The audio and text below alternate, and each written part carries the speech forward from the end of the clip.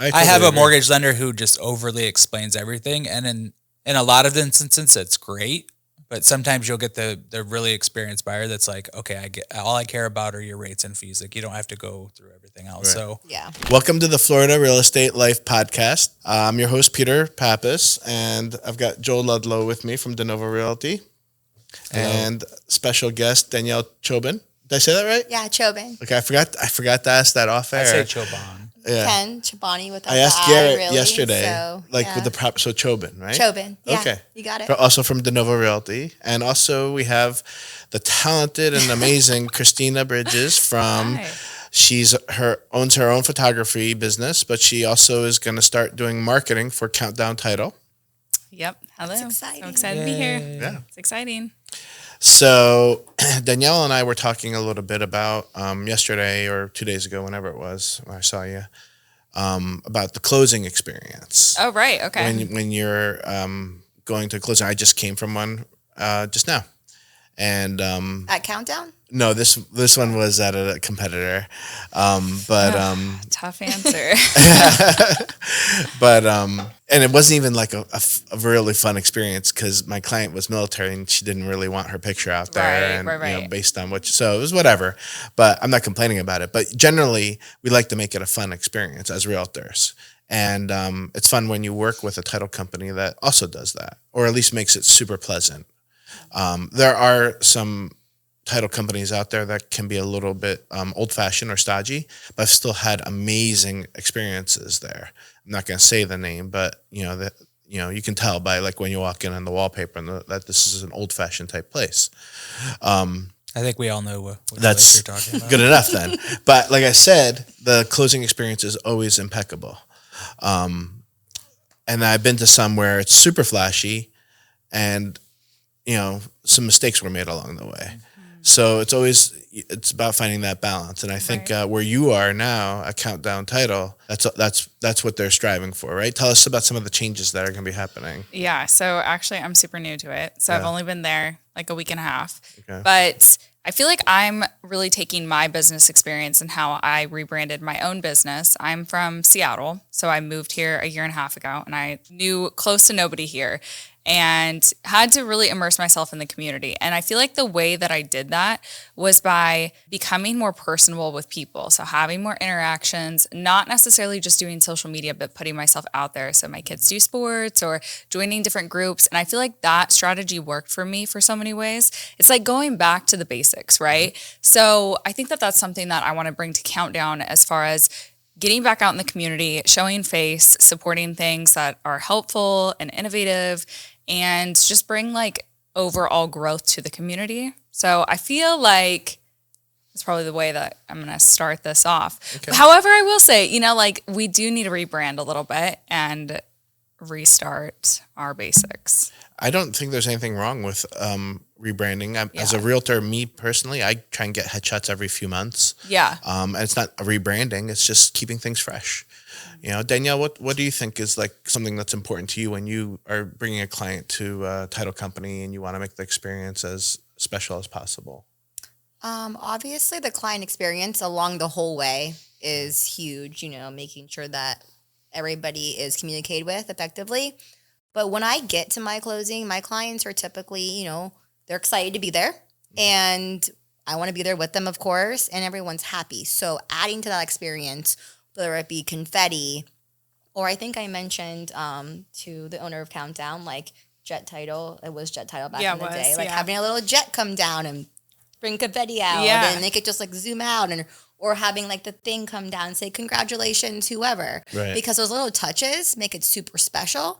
And for a lot of people, it's the biggest purchase of their life or their first purchase of that, being like a large purchase. So it's really important to make sure the whole experience counts.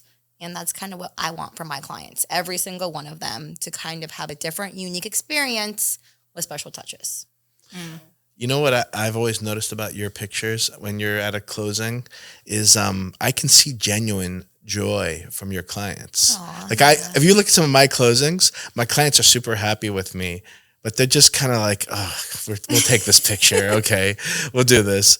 But with your clients, it's something you do. I don't know what it is, but you have them like super pumped, and it shows in the picture. Well, thank you. Yeah. I think that's great. And I appreciate that you guys can actually, see that, because I want them, and if the picture is showing that, they must truly feel that way. I do a lot of first-time buyers too. So, someone's first home and being actually able to say, I own something, it means a lot to people. Deal. It's a big deal. It's a big deal. And I want that, excitement in those pictures. How about you, Joel? Is there one particular thing that you like, or what's important to you? I would say just the overall preparation from the title company. Like, unlike Danielle, most of my customers are. No, I was gonna say they're not first-time home buyers. They're. Oh, I thought you were gonna. No, I was gonna say they're. Why are you laughing at me? Because I know what she was thinking. She was thinking you were gonna say, "Oh, my clients are just sitting there." No, most of my people are. This is their second or third home that they purchased in their lifetime. So it's more about getting in, getting everything signed, and kind of a lot of times it's probably they got to get back to work or get to their kids' sporting event or something like that. So. I would say it's just, time and preparation. Yeah. I had a closing recently where the title company had to go in the back and reprint some documents because they didn't print them out correctly. And it was the last day of the month, so I understood, but it was like, right. They could have been more prepared. No matter who that happens to, that's never a good thing. Yeah. We don't ever want that to happen. Right. Like, have everything prepared. Yeah. So it's huge. Sure. Yeah.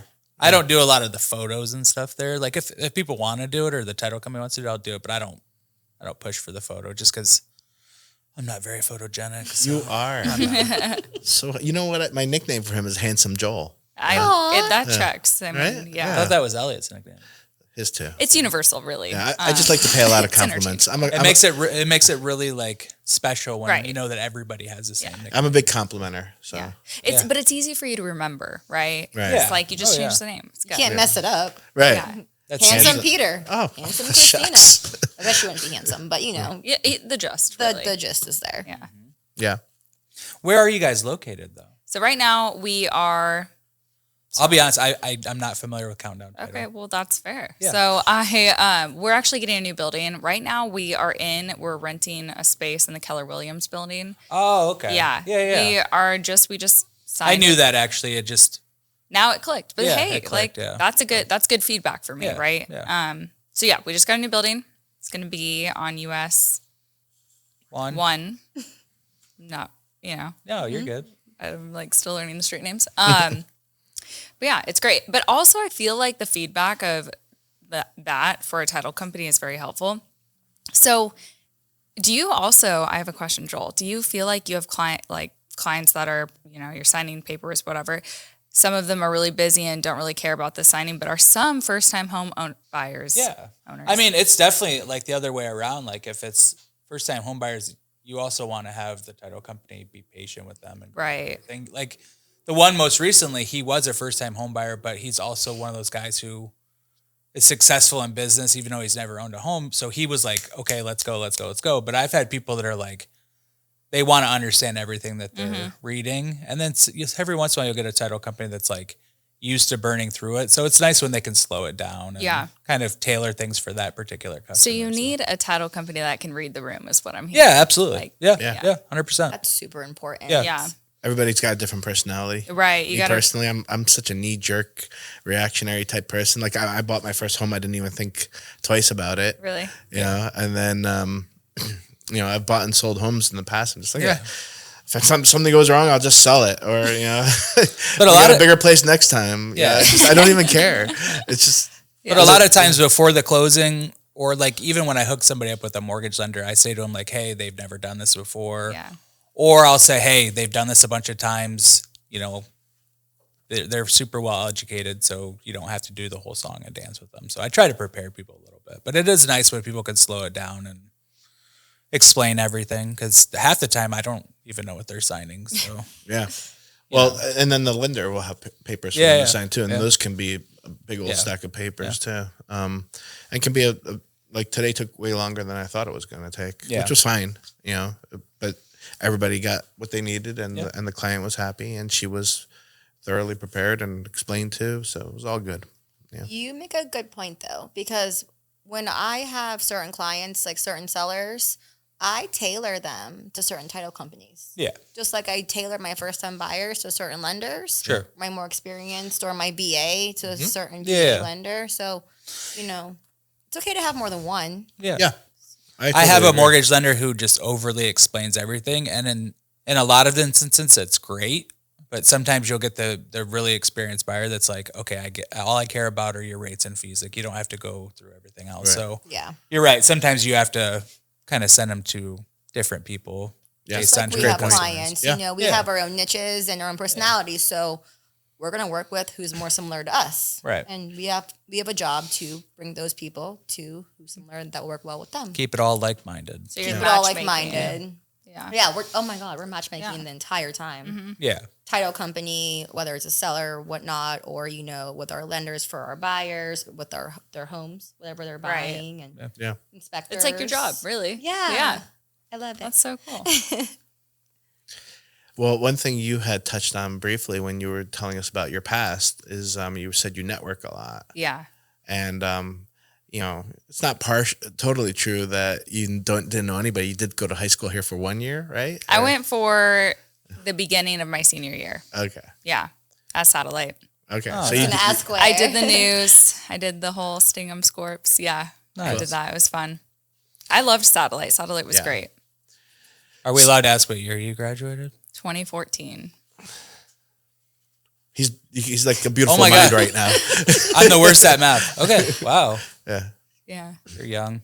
That's what I told her. Yeah. That's great though. Yeah. Ish. Yeah. You know. Yeah. So you lived here I and then lived you moved here. away? I moved away. I'm from Washington State. I say Seattle. I'm not even from Seattle. I'm from Washington. It sounds so much cooler. But it's like if you say Washington and you're No, in this area, they think people are it's gonna be like, DC. "Oh, DC," and Yeah, I'm yeah. like, "No, not DC." yeah. yeah. So, Seattle, Washington, interchangeable. But yeah, I moved. My mom was here, my dad was there, so I was going back and forth Mm-hmm. my entire life. And I knew some people that I went to high school with when I lived here. But really, I joke because I feel old sometimes, but I really am only 27. So all of my friends are just off, they've moved away, they've graduated from college just now, they're in grad school, whatever they're Right. doing. So I don't feel like I was super well connected here. Right. And I feel like kids too, it changes maybe who your connections would have been, Yeah. So I have 2 kids. They're in that room. They are? Yeah. I love kids. Yeah, they're 6 and 8.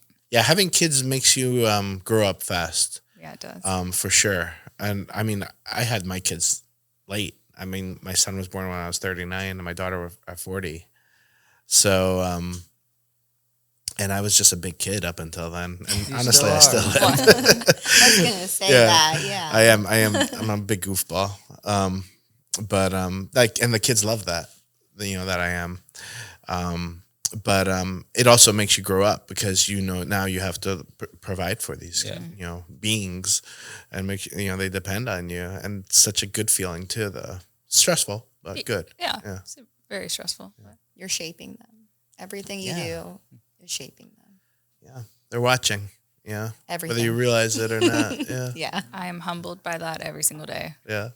You Like, cannot wow, how forget did you it. hear that? Yeah. Yeah. If you do, you're just like, oh my gosh, they're gonna repeat that. Yeah. you gotta be And we all careful. have daughters about the same age. Yeah, we do. And Joel and I compare stories sometimes. And you guys, just before the podcast, were making me laugh. Like your daughter could, tell somebody's perfume. That's Yep. what type of perfume. That's amazing. We were out to eat, and she was like, "You're wearing Sol de Janeiro," and the waitress was like, "Yeah," and I'm like, "Okay," and then she'll look up a girl wearing Lululemon or Mon or however you say love it, because it. I don't know, and we'll literally be like, "This is this is that, that's this bag." I'm like, "Wow, okay." She's 9, like you said, so Fashionista. oh my gosh, she loves brands, so Yeah, I that's mean, awesome. it's great. It's a unique trait, but also I think a lot of that comes from social media. Right. TikTok and Instagram. It does make them grow up a little faster than. It does. yeah. Yeah. She doesn't have Instagram, but she does look at TikTok periodically and then YouTube. Okay. A lot of stuff on YouTube, Yeah. shorts, rather. Yeah. So It's funny. My daughter hasn't been watching. My son is really into YouTube because that's where all the video game info is. So he's got like 2 or 3 video game YouTubers that he watches. I made him subscribe to this channel too. He's like, "What's this?" I go, "It's my channel." Yeah. It's funny you said that because my daughter was looking up $2 million homes to move into with her best friend on Denovo's website. Yeah. I'm like, oh, do you have $2 million to purchase a home in Melbourne Beach on the water? That's awesome. I'm like, where'd you get that from? She's like, well, I started to go on your website. And I was like, oh, how? She goes, well, I went to Denovo.com. So honestly, actually, there might be a lead in someone's Sierra in the CRM of my 9-year-old daughter looking up $2 million homes. So happy to help any her. of the agents have it. Her name's Audrey Chasen. Yeah. So I think, Joel, you're working that one right now, right? So funny. Yeah, I believe so. crazy. We're getting her pre-qualified. Yeah. Okay. Yeah. My 9-year-old? Yeah. Okay. It's a shoe. Listen, I'm in Well, it. let me know. I'll come check out the credit house. score. In it for the long term. Okay? She'll eventually buy something. Yep. Within 9 years, she can. Maybe she'll, Yeah. do some branding work and Yeah, have a bunch of absolutely. money. You know, I should have bought houses when I was her age, and that was in like 2008. So I would have been looking a little different right Unbelievable. now. We all would have been great. Yeah. It's like I'm silly jealous me for being a of fourth everybody grader. that bought, right? Like Yeah. Yeah. in 06, Yeah. if you For kept sure. it. But even I'm jealous of people that bought 4 or 5 years ago. They have a ton of equity right now. Yeah. Just so y'all know. Yeah. is not Real sponsored. estate. There's always people that are, it's funny when you go on like Facebook and you like, there's a real estate question or something and somebody just wants a simple question genuinely answered. And there's always like, there's 3 or 4 nasty people in the comments that are like, don't buy now. Everything's going to go down. You're crazy if you buy in Brevard. I'm like, who are these people? And people listen to them. Yeah, it's nuts. I almost said politics is local. Politics is local, but we're definitely not talking about politics. Real estate is local. So when last year we heard a lot of people nationally talking about how the real estate market was suffering, and it was a bit of a slower year, and it was a transitional year for real estate, but we were still pretty busy. Yeah. And the reason for that is a lot of people are moving here. Well, the numbers came out, like the median sales prices and the average sales prices for the county were up. Yeah. So, I mean, it was slow as far as like transaction wise. Yeah. Yeah. But, the market's still strong. Right. Yeah. I also think people have to move out of necessity. So they're still going to have to buy and sell out of necessity, whether you're military, whether you're downsizing, whether you're stopping renting. I mean, there's multiple reasons. So people always ask me what I'm going to do if the real estate market crashes. And I said, people always got to have somewhere to live. So. Yeah. Yeah. I mean, There'll just be less part-time realtors. crash. Yeah. That's already happened. Yeah. Right. To be honest, Yeah. I feel like the strong survived this past year. Sure. So Yeah, I think it's like 2,000 less now or something like that. a good amount. Yeah. And honestly, it's unfortunate, but also the realtors that are knowledgeable are the ones working and helping people. Mm-hmm. So Absolutely. yeah. What do you think about that? What do you think You know, about the market? I feel like when I started photography, for instance, because I really am new to the real estate world, right? Like I owned a studio, I built a house, I did the things that I did with real estate, but my knowledge is limited at this point. Sure. But I do know a thing or two about business just from being a business owner. And I feel that when I started my business, I'd never taken photos for anybody. I never took a photography class. And I was like, I have kids that are little. I was a 911 dispatcher, and I'm like, I want to start doing something creative and fun. So I picked up a camera and I did it. And I had those Facebook people that were like, there are already hundreds of photographers, whatever else. And it's like, I just kept going with it. And I feel like that's where I found success. And like, you find your support people. And as long as you're like putting one step in front of the other every day, you're going to reach that point. And, fast forward 6-7 years later, still love photography. It's not a job to me. So I feel like real estate has that crossover where it's like, there's always a need for it, and you have to find your niche. You have to invest in yourself, and you just have to keep going with business. It's a similar thing. You're right. That's my Any opinion. business. No. Any business. And just like having a little bit of faith too. Yeah, if you have a vision and you have an idea and you believe in it, then it doesn't matter what anybody else says. Right. I always love hearing the saying, if your dreams don't make somebody laugh, they're not big enough. Yeah. Aw. Yeah. So, because I've always had like some outrageous ideas and outrageous things I want to do, and I've done a lot of them. And I moved from New Jersey. I sold my share of a very successful restaurant. My family and we left everything we ever knew. Came down here. I did know some people down here, but not really. And I started a business I had always wanted to start. I mean, that was crazy. A lot of people thought I was insane. But it freed me to do something totally different. That ultimately I had to transition to real estate, and I'm happy for that because I always wanted to do real estate. So I always want to end my life. I know, like, when I always think about this. I guess as you get older, you do. Like, when I close my eyes for that last time, I don't want to have any regrets, and I want to know that I've done everything I've wanted to do, or as much as I could have done. And I'm definitely doing that. Yeah. And by taking chances, that's happened. Yeah, I mean, the people that are like too afraid to try because they're worried about failing. Right. I mean, you just can't live your life. Yeah, you already failed. Yeah. Yeah.